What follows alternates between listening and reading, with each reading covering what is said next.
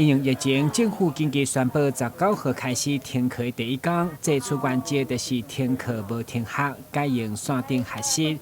当记者来到东区复兴国小，校长坦承时间上赶，确实是真大的挑战。原本爱先半点课程加网络设备的状态，预计上紧20号才当线顶直播。不过因为过去拢相关演练，所以第一天老师一早上国语课已经克服科技的问题，顺利进行。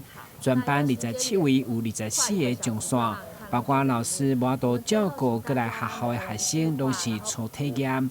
师生透过网络互动学习，相当热烈。我觉得就是今天上这个课，就是比以前还要快。比以前还要快，原因是什么？是老师赶进度吗？还是比较简单？比较简单啊。好，是近距离吗？让你比较随时发问吗？好，谢谢你的分享。就是线上学习可能就是会有一些困扰，但是其实大家如果父母都在家里的话，就是可能会造成一些困扰。但是如果用线上学习，可能会就是让我们的学习变得更安全，不会有群聚感染的问题。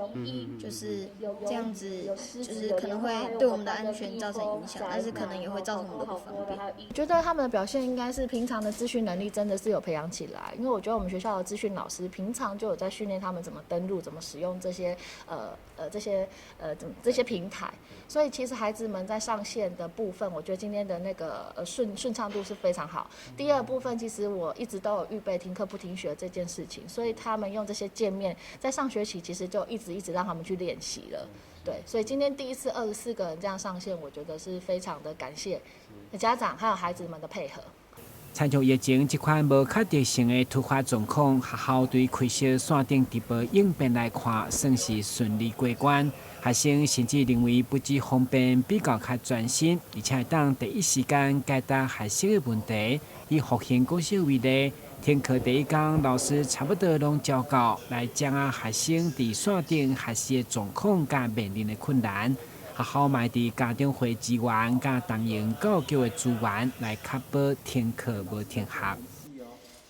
面对昨天我们教育部统一全国来做停课这一件事情呢，虽然有点仓促，可是我们因为在去年的时候呢，我们全台南市都有针对这个一个线上教学在家自学的这样一个状况来做一个演练，所以我们学校对这样一个状况的一个处理呢，也很快的做了一个决策哈。那针对老师的一些课程，还有线上的设备的资讯的一个状况能力，还有我们一些学生的一个线上账号的一个盘点，我们也马上做一个确认。那老师的一个课程的一个准备跟相关的一些课程的一个指派，也能够迅速来完成。虽然只有在2个小时不到的时间里面，可是我们很快来做一个完成。那今天早上我们做一个在全校老师的一个会议里面分流来做开会。那开会完之后也在做一个确认跟准备，那也让孩子在跟家长之间在家里和因为课程的一个学习呢，来受到一个中断的指引哈。那让孩子的学习没有中断，希望这次的疫情呢能够顺利的一个度过。